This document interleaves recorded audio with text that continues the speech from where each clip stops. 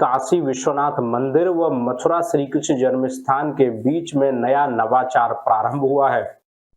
बनारस के काशी विश्वनाथ मंदिर न्यास द्वारा श्री कृष्ण जन्मस्थान मथुरा के साथ नवीन सनातन नवाचार प्रारंभ किया। इस नवाचार के अंतर्गत होली के पर्व पर रंगभरनी एकादशी से पहले श्री काशी विश्वनाथ धाम से भगवान विश्वनाथ द्वारा श्री कृष्ण जन्मभूमि मथुरा से विराजमान लड्डू गोपाल को उपहार सामग्री वाहन के माध्यम से प्रेषित की गई। इसी प्रकार श्री कृष्ण जन्मस्थान मथुरा से भगवान लड्डू गोपाल द्वारा श्री काशी विश्वनाथ जी को समारोह पूर्वक भेंट प्रेषित की गई। इस संबंध में काशी विश्वनाथ महादेव की प्रेरणा से उत्पन्न हुए नवाचार के क्रियान्वयन हेतु मंदिर के न्यास मुख्य कार्यपाल अधिकारी विश्वभूषण मिश्रा ने श्री कृष्ण जन्मस्थान मथुरा के सचिव कपिल शर्मा और गोपेश्वर नाथ चतुर्वेदी से बात की, जिससे श्री कृष्ण जन्मस्थान के अधिकारियों ने शहर स्वागत कर समर्थन किया।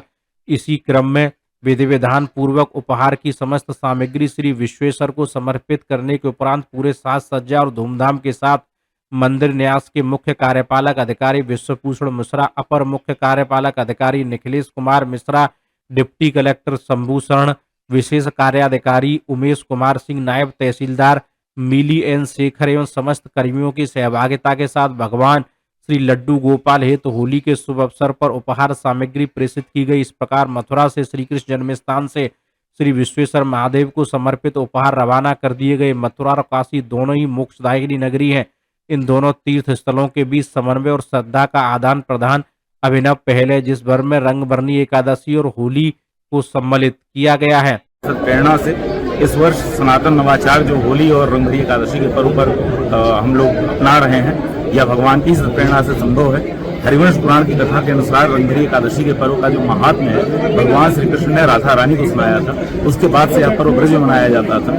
काशी की परंपरा में भी रंगभरी एकादशी बहुत ही अमूल्य उत्साह के साथ मनाई जाती है। तो दोनों धामों का एक ऐसा समन्वय है, भगवान शिव के यहाँ कृष्ण भगवान का पर्व और भगवान कृष्ण के धाम में भगवान शिव का पर्व।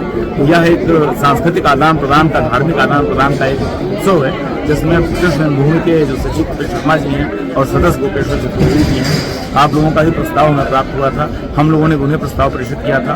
परस्पर सहमति से यह सहमति बनी कि जो मथुरा का अबीर गुलाल और वहाँ की होली की सामग्री है, भगवान विश्वनाथ को अर्पित की जाएगी। और भगवान वहाँ चूंकि लड्डू गोपाल स्वरूप में विराजते हैं कृष्ण जन्मस्थान पर, तो यहाँ से भगवान के लिए अबीर गुलाल के साथ श्रृंगार की सामग्री, वस्त्र, फूल, फल और ड्राई फ्रूट्स, और उसके अलावा जो है सबसे जो नवाचार है वह चॉकलेट ही भगवान के लिए बाल स्वरूप के लिए भेजा जा रहा है। तो यह यहाँ से आज समारोह पूर्वक आप देख रहे हैं, सारी जो सामग्री है उसका पूजन किया गया भगवान विश्वेश्वर के गर्भगृह में, और उसके बाद उसको यहाँ से रवाना किया जाएगा।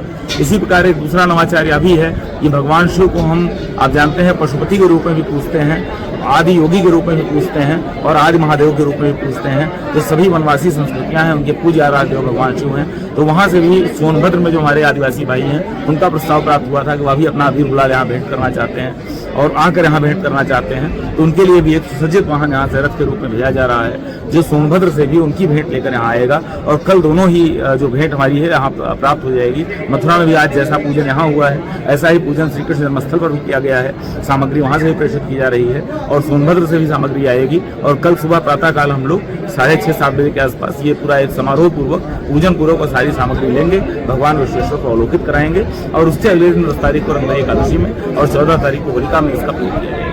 हर हर महादेव।